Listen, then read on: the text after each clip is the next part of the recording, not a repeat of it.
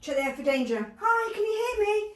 Wakey wakey, rise and shine. No response. Help! Gonna open your airway. I'm gonna look, listen and feel for breathing for 10 seconds.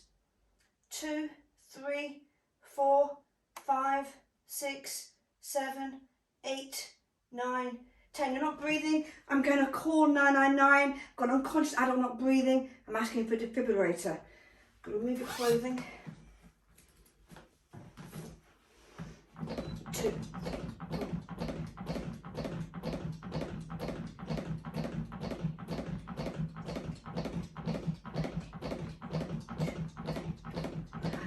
Seven, 28, 29, 30.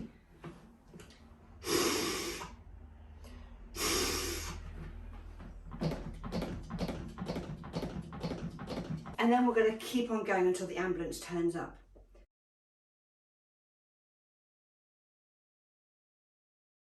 Let's break it down for you a little bit, just so you know what to do.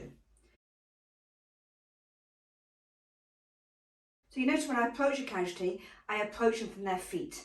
And that's because if he's got a spinal injury, your eyes are naturally looking in front of you. They're not looking behind. And if he was conscious, you don't want them moving that neck and making that spinal injury worse.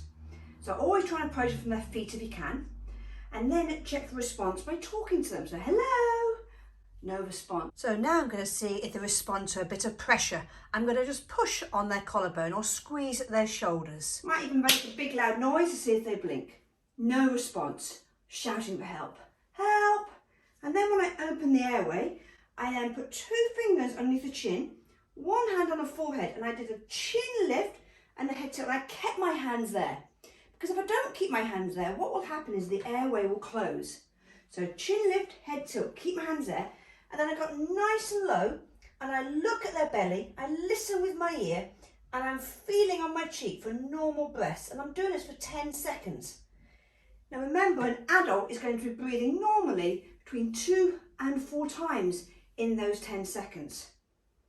If they're not breathing, which is casualty isn't, I must leave my casualty and I must call the ambulance, because the sooner I get them there, the better this person has of survival. Then when I return, making sure I'm asking for a defibrillator as well, I will come back and do compressions. I'm going to place the heel of my hand on the centre of the chest. I try and get my middle finger in line with the nipples. So right on the sternum, middle finger in line with the nipples. Now I won't be able to push down deep enough if I'm sitting like this. So I'm going to get my shoulder over the top of my wrist, move my knees back, and other hand will go over the top. And I might even want to link it together like so, or just place it like that. And then I'm going to push down 5 to 6 centimetres in depth, making sure when I push down, I also come back up. Imagine this is your heart. As you're pushing down on the heart, you must allow the heart to refill, so you must come back up again. So you push and you come back up, push, come back up. So here, push, come back up, push. And I'm going to go at the speed of 100 to 120 beats per minute. You can sing yourself a little song if you like to as well. But I'm going to do 30 of them. And after I've done 30, I will then go to my rescue breaths. So same as before, 2 fingers under the chin, 1 hand on the forehead. We do a chin lift and a head tilt. This time I'm going to pinch the nose, open its mouth, keeping this airway open, otherwise nothing will work if it's like that. And I'm going to open my mouth, look away, and back on that chest again. It should only take me 5 seconds to give those 2 breaths. And then I'll just keep on going until someone else will take over from me, until they come back to life, or until I can't carry on anymore.